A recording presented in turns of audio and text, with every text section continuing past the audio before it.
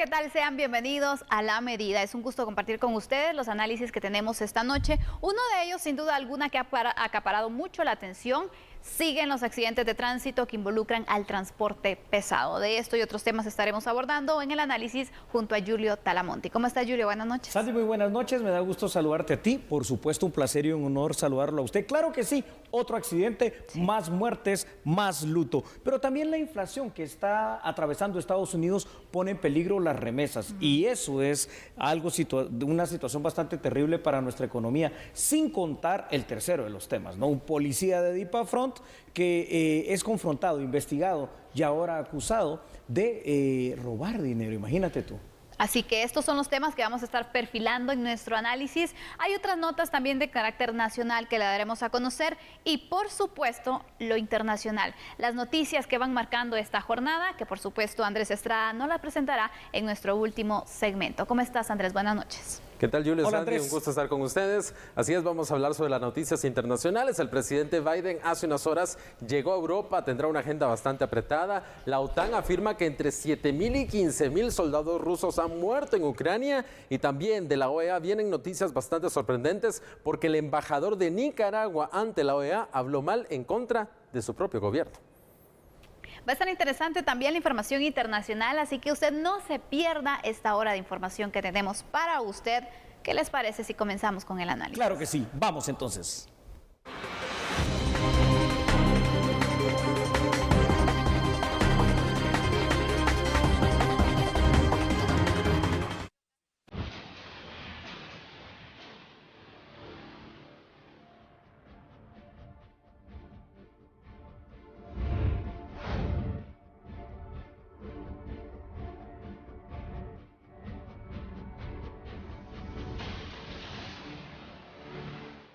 Sobre el kilómetro 13 de la ruta al Atlántico, nuevamente una unidad del transporte pesado se vio involucrada en un percance vial, cuando un tráiler cargado de piso cerámico se estrelló contra una vivienda. Cuerpos de socorro informaron que en el lugar perdieron la vida 3 personas, mientras que el piloto resultó herido de gravedad e inmediatamente fue trasladado a un centro asistencial. Según autoridades, aparentemente el tráiler iba descontrolado desde el kilómetro 11, donde conducía a gran velocidad, por una posible falla en el sistema de frenos antes de colisionar contra la vivienda. Luego del accidente, el paso quedó completamente inhabilitado. Largas filas de vehículos se reportaron en varios sectores de la ciudad capital. Motoristas de la Policía Municipal de Tránsito transportaron a fiscales del Ministerio Público hasta el lugar de los hechos, ante la imposibilidad de transitar en automóvil.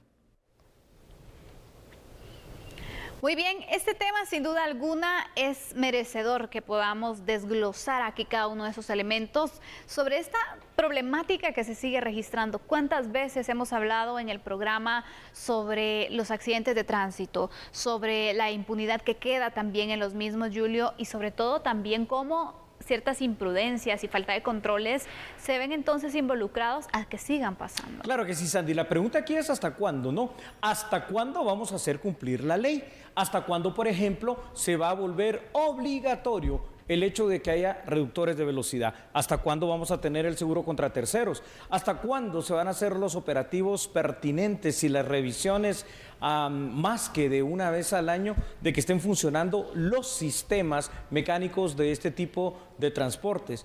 ¿Hasta cuándo también va a existir la responsabilidad tanto de los pilotos de los mismos como de los propietarios para que esta situación no siga de esta manera? Porque lo que sigue pasando en Guatemala es que la vía pública y las carreteras son literalmente rutas de la muerte en cualquier momento y en cualquier lugar.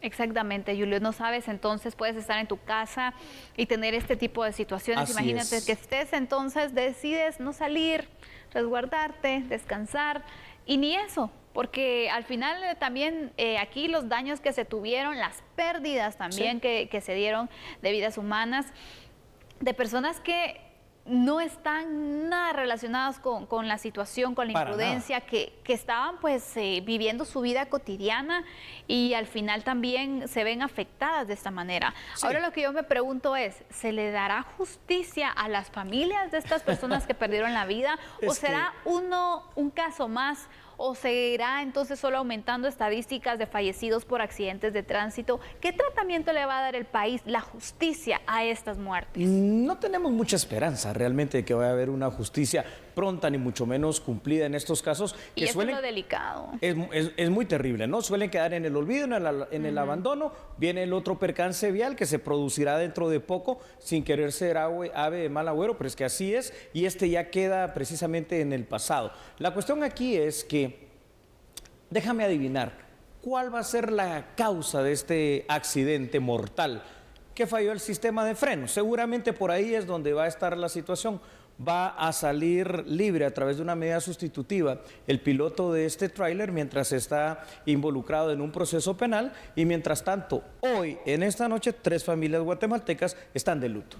Así es, imagínate qué duro la verdad esta situación, porque no es que anduvieran buscando la muerte, es que les llega por una imprudencia, podríamos hablar. Totalmente. Hay muchas versiones que se pueden dar, que si le fallaron los frenos, el que exceso algún sistema, de velocidad. Exactamente, pero Julio, todo enmarca en una imprudencia, en una falta de control. Repito, cuando es que los frenos se le fallan también, si tú le das el mantenimiento respectivo, solo una situación como muy exagerada que se pueda dar, muy entonces fortuita. Exactamente, Julio, pero de lo contrario tu sistema va a estar funcionando de lo mejor posible, si tienes el control periódico también del mismo. Por eso es importante que haya modificaciones legales, y dentro de ellas ya las hemos dicho en una anterior ocasión al menos, es decir, que así como va a ser vinculado penalmente, ojo lo que estoy diciendo, penalmente, el piloto de este tráiler, también lo sea el representante legal o el dueño de la empresa, porque también tienen esa responsabilidad de no tener las llantas en buen estado, los motores en buen estado, los sistemas de frenos también. No se sabe cuáles son los parámetros para contratar a sus pilotos, que a veces no llenan también los requisitos. Pero lo que sí sabemos es que esto es una lotería al azar en la calle, porque en cualquier momento un autobús o un transporte pesado, por la razón que sea, la imprudencia, la negligencia o la impericia, lo que está causando es luto, dolor y muerte. Y lo peor de todo, lo que tú dijiste, ¿no? La impunidad en este tipo de casos. Exactamente. ¿Qué te parece si vamos con datos, Julio? Claro que sí, vamos a empezar con estos datos que está allí, ¿no? De otro incidente, un trailerazo le hemos denominado ahora. Nueva tragedia que es protagonizada aquí en nuestro país, en la ruta del Atlántico, por el transporte pesado. Siguen sin implementarse y no se ve que vaya a pasar ninguna de las medidas de prevención. ¿Cuáles me refiero? Ya las mencioné. Primero, reductores de velocidad, y segundo, seguro contra terceros obligatorio. Pero también las revisiones se tienen que dar de otra manera y de otro tipo. Controles. Destacan en este tipo de incidentes, Sandy, lo que hemos dicho hace unos instantes: imprudencia, negligencia o impericia.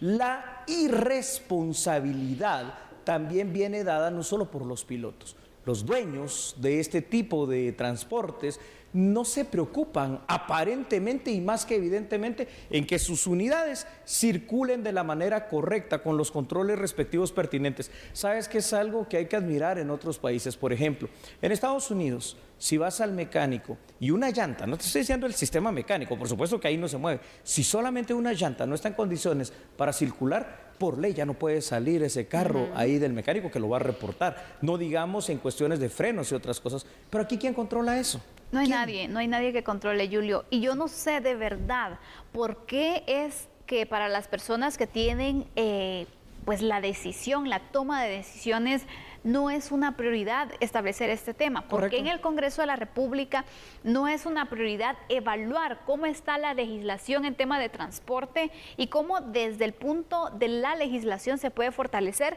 para posteriormente venir y pues también fortalecer las instituciones que van a quedar obligadas al control, a las revisiones y a todo el involucramiento que se tenga también en el transporte público, Julio? Así es. Y en el transporte pesado. Entonces, ¿cuándo es que finalmente se van a dar cuenta de la situación que se está viviendo? ¿Será acaso hasta que le toque a uno de ellos perder a un familiar que realmente mire la situación que está pasando y lo difícil que es y la impunidad que sigue imperando en este tipo de accidentes? Y no sé, y me animo a pensar que tal vez, y tal vez sí, y tal vez no, si hasta eso ocurriera, ojalá que no, pero basta ya.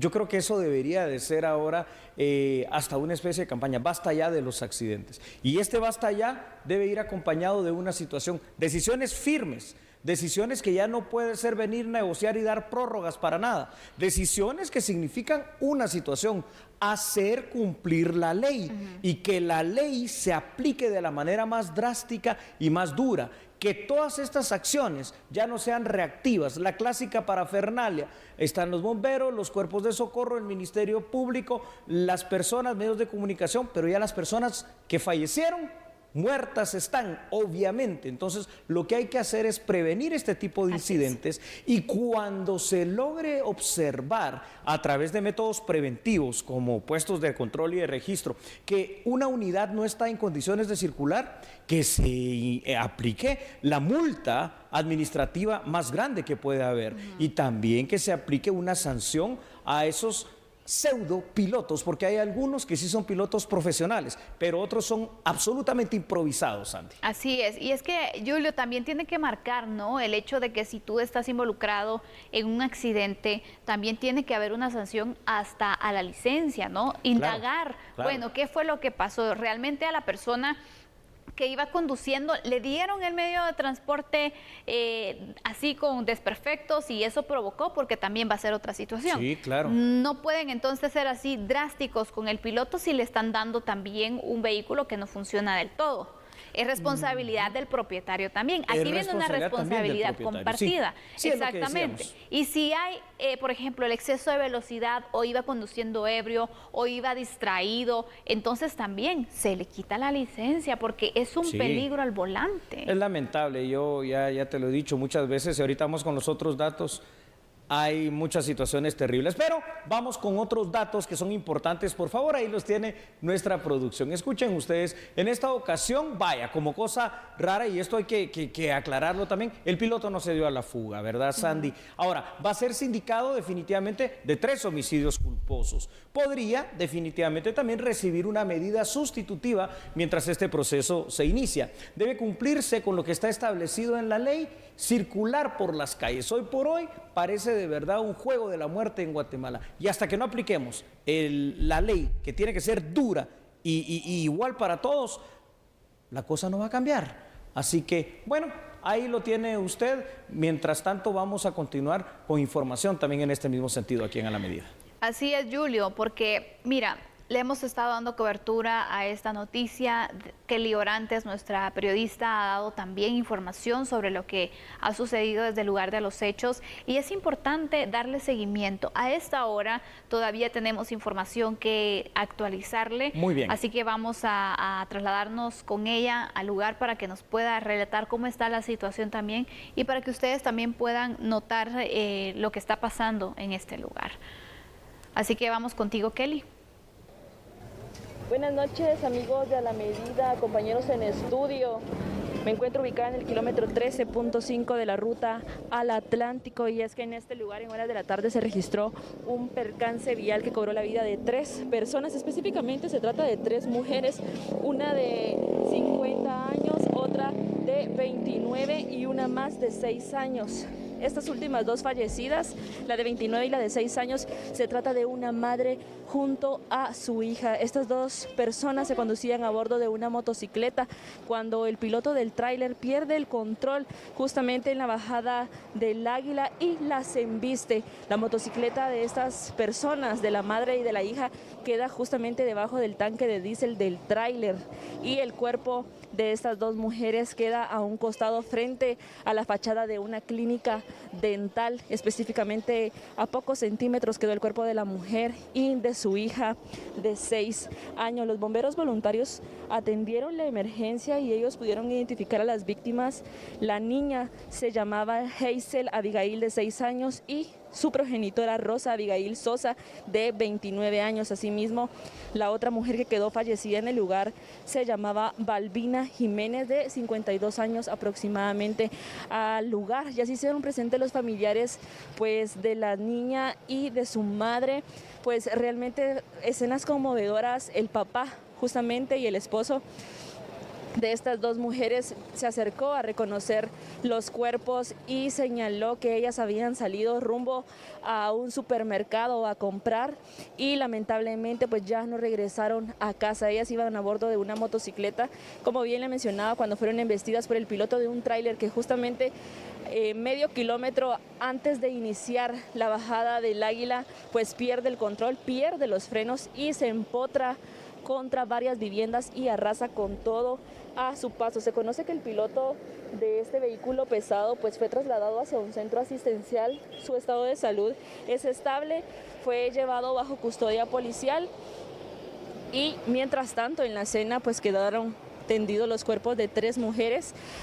Hay que mencionar que la mujer de 52 años, ella se cruzó la carretera y justamente cuando el tráiler iba pasando pues también arrasa con ella, la embiste y así es como el resultado fue trágico. Una de las viviendas, este es un dato muy curioso y que vale la pena mencionarles, que una de las viviendas tiene cámaras de seguridad, pero hasta por el momento no ha salido nadie de esa casa para comentar si van a entregar algunos videos o mejor dicho, si la cámara logró captar pues cómo el tráiler perdió los frenos en este lugar. El Ministerio Público, bomberos voluntarios, brigadas de Provial, la policía de tránsito también se encuentra en este sector para regular el tránsito debo decir, también atender la emergencia. Y ya en estos momentos se realiza el retiro de los escombros y posteriormente se pretende retirar el vehículo pesado. Ya se han coordinado varias grúas a este lugar. A esta hora de la noche, amigos de A la Medida, una lamentable noticia que vuelve a suceder otra vez acá en la ruta al Atlántico desde el kilómetro 13.5. Yo regreso al estudio principal. Gracias, Kelly Orantes, por actualizarnos desde el lugar esta situación que hoy marcó duelo, marcó luto en 2 familias guatemaltecas. Así es. Imagínate, esta madre con su hija que iba en la motocicleta, que no estaban conduciendo de una forma imprudente ni nada. Esto fue lo que les pasó por una situación que espero y que se pueda investigar. Ojalá. Así que al dar el pésame a las familias enlutadas, deseamos también que cada quien haga su trabajo. Por favor, Congreso, que esto ya sea vigente y positivo y las autoridades de tránsito de todo tipo y de todo nivel a interponer pues mejores controles sobre esta situación. Vamos a regresar con otro tema que es muy preocupante, Sandra. Por supuesto, el peligro en las remesas por la inflación que se registra en Estados Unidos. Ya volvemos. No cambie, nosotros somos A la Medida.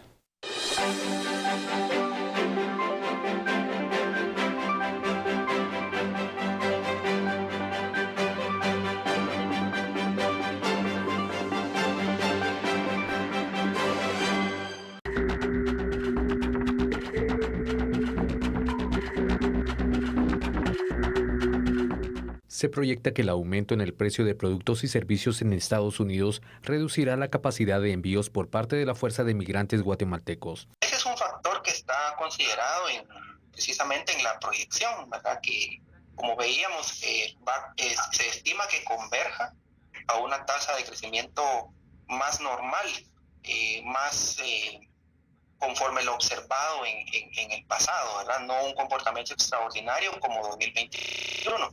Por supuesto, en la medida en que el nivel de precios al que se enfrenten los migrantes allá en Estados Unidos, en la medida en que ese nivel de precios sea mayor, se limitaría de cierta manera el flujo de remesas que estarían enviando para Guatemala. Por ejemplo, en la medida en que el crecimiento de los precios de la renta, de los alimentos en Estados Unidos sea mayor, en esa misma medida también condiciona el envío de remesas familiares. Por ese motivo es que tampoco se esperan que las tasas que estamos viendo en este momento de crecimiento tan altas se mantengan hasta final de año. Al respecto, representantes del sistema bancario instan a la promoción de la inclusión financiera para educar a los beneficiarios para mejorar la inversión de dichos recursos. Representan, por su magnitud, un importante ingreso de recursos económicos para muchos sectores de la economía y por lo mismo constituyen una potencial fuente de financiamiento que debe aprovecharse para impulsar el desarrollo social, local y regional. La inflación en Estados Unidos alcanzó un 7.9%, cifra que se repite a la de 1982. El Vanguard señaló que no se contempla que el aumento de la tasa líder por parte de la Reserva Federal de Estados Unidos impacte el flujo de estos recursos. Del 1 de enero al 10 de marzo se han recibido 2.921 millones de dólares en concepto de remesas y se espera para este año 17.000 millones.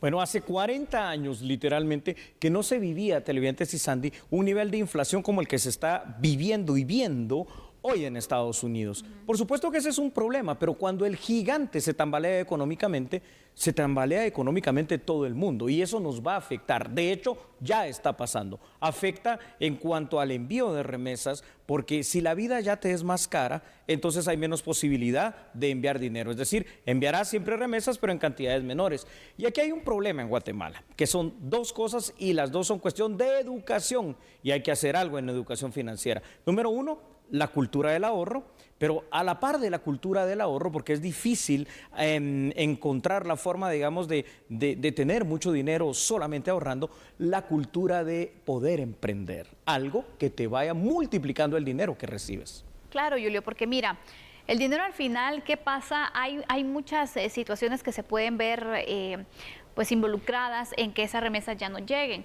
La situación de la inflación que se está dando en los Estados Unidos, que podría entonces repercutir en su economía, en los trabajos y todo. Aparte de eso, sabemos que muchos de nuestros connacionales que se encuentran en Estados Unidos están de forma ilegal también. Sí. Entonces, una deportación en cualquier momento. En cualquier momento se puede dar. Entonces, ya no vamos a tener esos ingresos que nos llegan con las remesas. Por eso es oportuno también poder darle pues mayor pues importancia también, ¿no?, al tema de cómo utilizar el dinero producto de las remesas, cómo invertirlo, porque hay un porcentaje que es para el consumo, pero ¿dónde está la inversión también? Así el ahorro. Es que ahí vienen los tres grandes rubros precisamente que hay que enseñarle a la gente y hay que enseñárselo desde pequeños, ¿no? En las escuelas, colegios, institutos, de maneras lúdicas, inclusive para que sea algo lindo para ellos. Parte de lo que recibes, deberíamos de tener esa situación de apartar al menos ese 10% para el ahorro. Claro, solamente el 10% por la cantidad de años que sea, no te va a permitir tampoco juntar una fortuna, pero sí te va a permitir tener allí ese dinero para cuando se necesite o simple y sencillamente ahorrarlo. Pero el ahorro pasivo tampoco es que genere más allá de los intereses, o si lo tienes guardado en casa o en cualquier otro lado, simplemente el tenerlo así, ahorrado. Hay formas de inversión, que no necesariamente es poner un negocio, pero aunque también poner un negocio es una de ellas, puedes invertir, por ejemplo, como socio de una empresa, puedes invertir comprando acciones, puedes invertir en la bolsa, puedes hacer tantas cosas o iniciar tu emprendimiento propio para multiplicar las ganancias. Si no lo hacemos, estamos condenados definitivamente a que el dinero aquí mayormente se utiliza para gasto. Exactamente, y entonces es un dinero que al final no nos va dando frutos, no se va a ir incrementando, después nos va a hacer falta cuando uno de estos factores de riesgo se presenten. Pues bueno, ¿qué vamos a hacer? Los niveles de pobreza se van a mantener, se pueden empeorar también y no va a quedar otra salida que intentar nuevamente llegar a los Estados Unidos, ¿no? ¿Y de qué forma? Ilegal. Ilegalmente, y antes de los datos, y cuando el migrante regrese, no ahorramos nada. Y cuando el migrante regrese, no tenemos un negocio, una casa, una inversión, nada, muy mal. Vamos entonces con datos, por favor, que son importantes para que los veamos todos juntos. El 2021 marcó lo siguiente, ¿no? Alza en precios del consumidor de hasta el 7%, la subida más grande desde el año de 1982. Energía, imagínese usted, al alza en un porcentaje del 29.3%, aumentos en otro tipo de productos hasta por un 6.3%. El tema ha sido considerado como una prioridad para el presidente de Estados Unidos, Joe Biden. Sin embargo, la situación en Ucrania ha dificultado también esta situación y ha hecho, Sandy, encarecer todavía más los productos, empezando por los propios combustibles. Y vamos a pedirle a nuestra producción que coloque de una vez otros datos que son importantes para no perder el hilo conductor. Durante este año, Sandy, los precios han continuado subiendo. El índice de precios al productor de Estados Unidos aumentó un 10% durante un periodo de 12 meses que ya terminó el pasado febrero. Este índice rastrea lo que se les paga a los productores de Estados Unidos por sus bienes y por sus servicios, en promedio a lo largo de cierto tiempo. La Oficina de Estadística Laboral reportó a principios de marzo que el índice de precios al consumo se situó en un 7.9%, también en ese periodo de 12 meses, es decir, bajó. La subida de precios en febrero ha sido impulsada no solo por los combustibles, los alimentos, la vivienda, los gastos necesarios y también, hay que decirlo, los gastos no discrecionales, Andy. Vaya panorama. Bueno, en este punto, el Ministerio de Economía tiene grandes retos, Julio, para poder entonces empoderar hacia las familias, pero sobre todo también te diría, ir sumando a las municipalidades, a los COCODES, CODEDES, para capacitar, para orientar y para apoyar también en, bueno, cómo pueden emprender, cómo pueden iniciar un negocio también para pues poder invertir así el dinero, cómo pueden iniciar el hábito del ahorro, porque esta es otra situación, Julio, en nuestro país realmente no es que lo tengamos en un alto porcentaje. Entonces, y sí se puede. Si sabemos identificar cuáles son esos gastos hormigas, por ejemplo, que se van registrando y que nos pueden ayudar a iniciar con un ahorro, aunque sea pequeño, pero tener el hábito y buscar entonces poderlo incrementar. Estos dos temas son los que se tienen que fortalecer. Se tienen que fortalecer. Y fíjate que hay una herramienta que todos conocemos, que es muy simple, pero que muy pocos utilizan. El tema de hacer o elaborar un presupuesto mensual. ¿Cuánto recibo? ¿Cuánto tengo que pagar en gastos que necesariamente hay que hacerlo? Probablemente los fijos, ¿verdad? Vivienda, comida, agua, etcétera, electricidad. ¿Y cuáles otros gastos pueden ser eliminados porque son superfluos o no necesarios, o son secundarios o terciarios? ¿Cuánto destino para el ahorro? Y en todo caso, si hoy ahorro y lo hago durante un año, después de ese año ya puedo tener dinero para poder emprender, para poder invertir y para poder multiplicar la plata. Sí, Julio, mira, cuando tienes ordenadas tus finanzas también vas ordenando tu vida y vas ordenando pues varios aspectos también de la misma, ¿no? Entonces es importante poder establecer. Se toma como forma de chiste a veces que gasto más de lo que gano. Eso no debería ser un chiste, porque por eso se vienen las deudas, por eso se viene también que de repente, bueno, ¿y qué hice el dinero que gané? ¿Qué hice el dinero que me enviaron? Y realmente aquí hay una irresponsabilidad financiera, si lo podemos llamar así. Hay una irresponsabilidad financiera y aquí tenemos que tocar otro punto que es muy importante, el tema de los ninis. Aquellos que al recibir las remesas, jóvenes que ni estudian y tampoco trabajan y que están acomodados, hay que decirlo. Solo esperando las remesas. Solo esperando las remesas, no produciendo nada, no formándose, no educándose, no siendo productivos. Y un día esa remesa se va a acabar, por la razón y el factor que sea. Y ahí la situación va a ser realmente una tragedia para ellos y para su familia. Totalmente de acuerdo, Julio. Por eso es importante ir cambiando esas conductas, esos hábitos, para de esta manera prevenir. El tema de la prevención en nuestro país tiene que fortalecerse en todos los sentidos, pero somos muy reactivos, ¿no? También a nivel individual lo somos, entonces hay que ir cambiando. Pongámonos en el peor de los escenarios. Bueno, ¿qué pasa cuando ya no tenga estos recursos que afortunadamente le están llegando a usted? Bueno, hay que pensar en un plan B, pero a veces ni eso tenemos. Así como en el tema anterior, y ya vamos finalizando con esto, Sandy y televidentes, la educación vial tiene que empezar desde pequeños.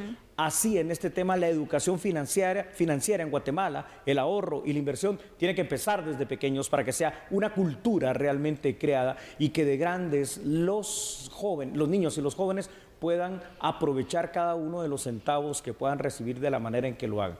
Mientras esto no pase, ahí está el panorama, ¿no? Con el riesgo latente para Guatemala, para nuestros migrantes, para nuestra economía. Y nosotros, mientras tanto, aquí en A la Medida, continuamos con la información. Así es, Julio, porque los magistrados de la Corte Suprema de Justicia aceptaron la renuncia de la jueza Erika Lorena Ifán.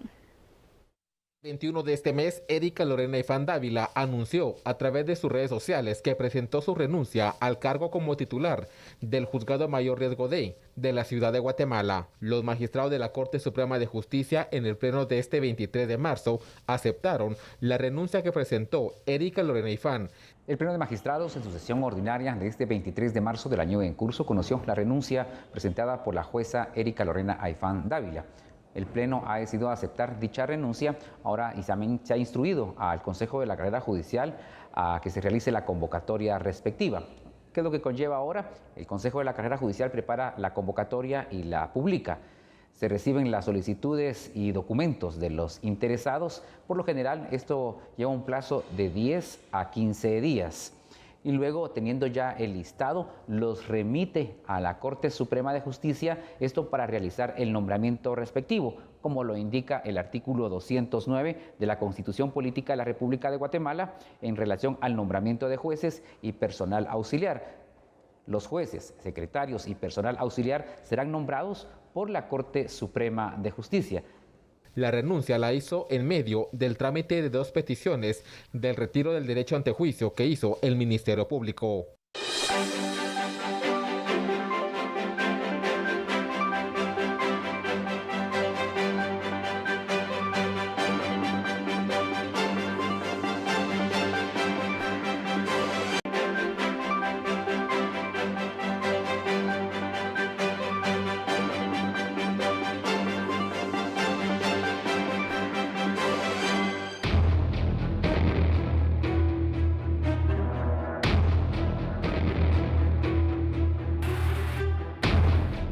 Acaban de robar $300, lo voy a denunciar, lo voy a denunciar, lo voy a denunciar. Lo voy a denunciar. Las imágenes que usted ve en pantalla fueron captadas por un turista de origen colombiano que arribó al país el pasado 21 de marzo por la noche y tras una inspección de rutina por la Superintendencia de Administración Tributaria fue interceptado por 2 agentes de la Unidad Especial contra Delitos Cometidos en Aeropuertos y Aeródromos para ser presuntamente extorsionado. La unidad de delitos cometidos en aeropuertos y aeródromos del Ministerio Público tomó la denuncia de la persona agraviada. Esta persona ingresó al país el 21 de marzo de este año, ¿verdad? Y después de pasar el área de control de la Superintendencia de Administración Tributaria, fue interceptado por 2 agentes de DIPAFRONT. En la denuncia, él manifiesta que uno de ellos le solicitó la cantidad de $300 para no ser deportado. Y la unidad pues se encuentra realizando las investigaciones correspondientes. Según se indica en la denuncia, fueron 2 agentes quienes lo interceptaron y no se descarta que pues se trate de una estructura, por eso se está trabajando en coordinación con la Fiscalía contra Delitos Transnacionales. En tanto, la Policía Nacional Civil se pronunció por medio de un comunicado en el que explica que el agente fue separado de sus funciones y el caso está en manos de la Inspectoría General para verificar lo que ocurrió. ¿Qué le digo, no? Una vez más, televidentes, una vez más, Sandy. Es ahora el turno de un agente de la División de Protección de Puertos, Aeropuertos y Fronteras, más conocida como DIPAFRONT. Grave porque se ve en parte del video, en eso que estuvimos viendo, cuando llega al baño, le pide al turista de nacionalidad colombiana y a su acompañante, muy posiblemente guatemalteco, que quiten los teléfonos, que dejen de grabar y le devuelve el dinero, $300. Ahora, ¿qué fue lo bueno? Número 1, que lo siguieron y que devolvió el dinero, pero lo mejor todavía, y eso es muy bueno, aparte de hacerlo viral, el hecho de que se interpuso la denuncia por parte del turista. Qué bueno, pero qué malo por la PNC. Estos malos agentes. Y deja de mal el país también, Julio, porque imagínate tú que esta noticia pues se hace ya viral, ¿no? ¿Qué va a contar el colombiano en su país? Exactamente, y aparte de ello es que al viralizarse un video como estos, una noticia como estas, llega a todas partes del mundo. Así es, sí. Y que, bueno, veas, por ejemplo, si esta situación, tú ves la noticia en otro país, en un aeropuerto, y vas a viajar a este lugar, vas a tener miedo, ¿no? Correcto. Mira, y no solo vas a tener miedo, ahí es donde uno dice, es vergonzoso, por ejemplo, que Estados Unidos, con aquellos travel warning, le diga a sus turistas, mejor si no viaja a Guatemala. Pero cuando vemos esto, entendemos que también tienen razón en ese tipo de advertencias. Y también entendemos otra cosa, Sandy. A ver, 2 cositas, mejor dicho. Número 1, ¿cuándo va a terminar esa autodepuración de la PNC? Parece que nunca. Y número 2, el hecho de cómo quedamos por una persona, no solo mal parados en una institución, la PNC, mal parados y mal vistos ante el mundo, como tú lo has dicho. Por supuesto, y aparte de ello es que después se generaliza, ¿no? Los guatemaltecos se piensa que, son así. Claro, y te digo también a nivel de autoridad, a nivel de policía. La policía es esto y lo otro. Si tú ves entonces a un agente en el aeropuerto, con este antecedente vas a pensar que también es así y te va a dar miedo y ya no lo vas a tratar de la misma forma, no lo vas a ver de la misma forma, cuando en realidad no son todos, sino que hay algunos casos como este que se ha viralizado y se logró grabar. El punto es, bueno, ¿cuántas veces más lo pudo hacer? Porque no sería la primera. única. No creo. Imagínate, ¿cuántas veces más pudo pasar esta situación y que otras personas por miedo, a lo mejor, no lo hicieron? Pues no lo expusieron, ¿no? Lo que decía el licenciado Pantaleón, vocero, llamémosle así, del Ministerio Público, tenía mucha, pero mucha razón. Puede tratarse de una verdadera estructura, donde en esta ocasión cayó un policía, pero pueden haber otros agentes que ya tengan como modus operandi el poder detectar a algunos extranjeros a la suerte, o no sé de qué manera los eligen, a quienes hacen este tipo de extorsión, de robo, de abuso de autoridad. Si son más de 3 también puede haber ahí una asociación ilícita y esto es realmente lamentable. Ahora, una de las situaciones importantes, muchas veces la gente me pregunta, y lo voy a volver a aclarar, si de verdad es legal o es ilegal el hecho de venir y grabar. No solo esto, cualquier procedimiento policíaco cuando a uno lo para, por ejemplo una radiopatrulla, es absolutamente legal. Les recuerdo que uno puede hacer, según la Constitución, todo aquello que la ley no le prohíbe, y eso no está prohibido. Claro. Al principio se hablaba de que era un robo, pero al final, después de ver entonces el contexto, poder analizar bien, pues prácticamente el delito que entra acá es la extorsión, ¿no, Julio? Quisiera que nos explicaras sobre eso. Sí, en principio se pensaba, por la información que se tenía, el robo agravado. ¿Por qué el robo agravado? Bueno, porque el sujeto, la haya usado o no lo haya usado, tiene un arma, y eso es lo que tipifica, entre otras cosas, el robo agravado. Pero puede ser más todavía veraz al conocer el contexto del caso, que el delito sea extorsión. ¿Por qué? Porque le está diciendo, a usted lo voy a deportar si no me da cambio $300. Literalmente le está pidiendo una dádiva para hacer algo que la otra persona no quiere que pase. Entonces lo está extorsionando específicamente. Y este es un delito más grave, ¿no? La pena, al final de cuentas, podría llegar hasta los 20 años de privación de libertad, Sandy. Así es. Este es entonces el futuro legal que va a enfrentar este agente de policía de DIPAFRONT. Y yo quisiera que nos ampliaras los detalles con información. Gusto. Claro que sí, vamos a verlos, por favor. Muchas gracias a nuestra producción. Bueno, algo que es muy positivo y que le queda a usted de lección.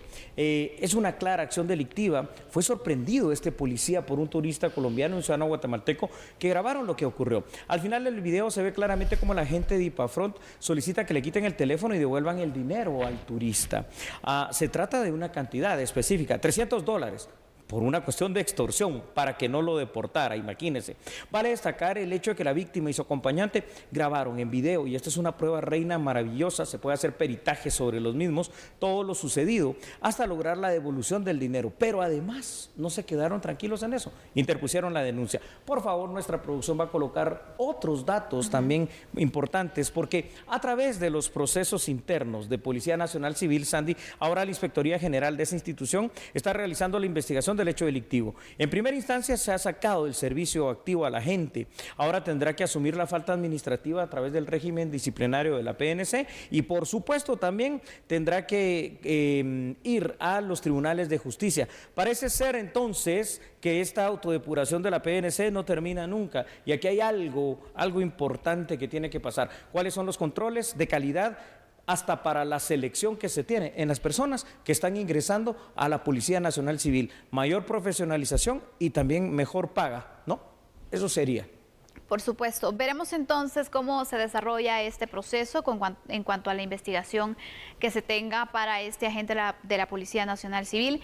¿Qué controles se pueden tener también y qué investigaciones se harán a lo interno del Aeropuerto Internacional Aurora también y de otros lugares, también previniendo situaciones como estas que estén pasando? Así que ese es el seguimiento que autoridades deberán realizar también con base a este caso. Vamos con otras noticias.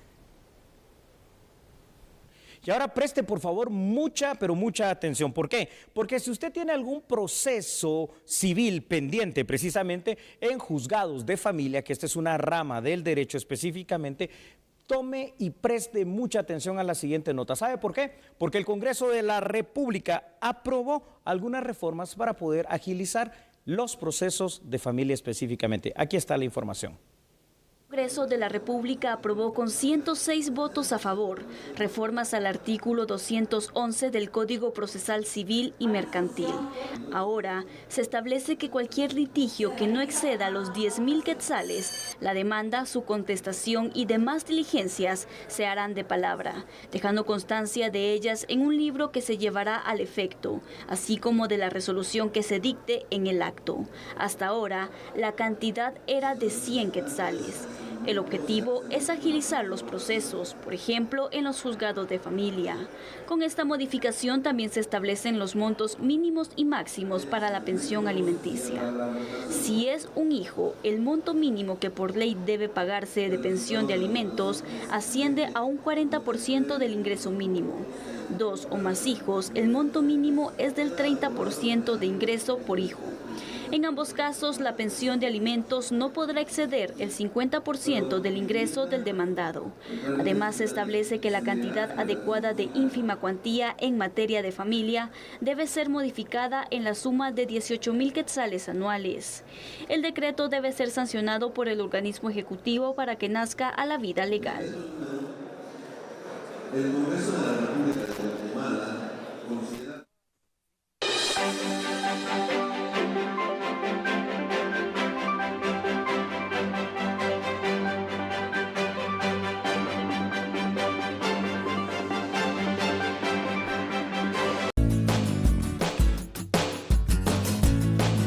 Para la fecha de hoy, 23 de marzo de 2022, este es el tipo de cambio del dólar estadounidense según el sitio Infodólar y el Vanguard.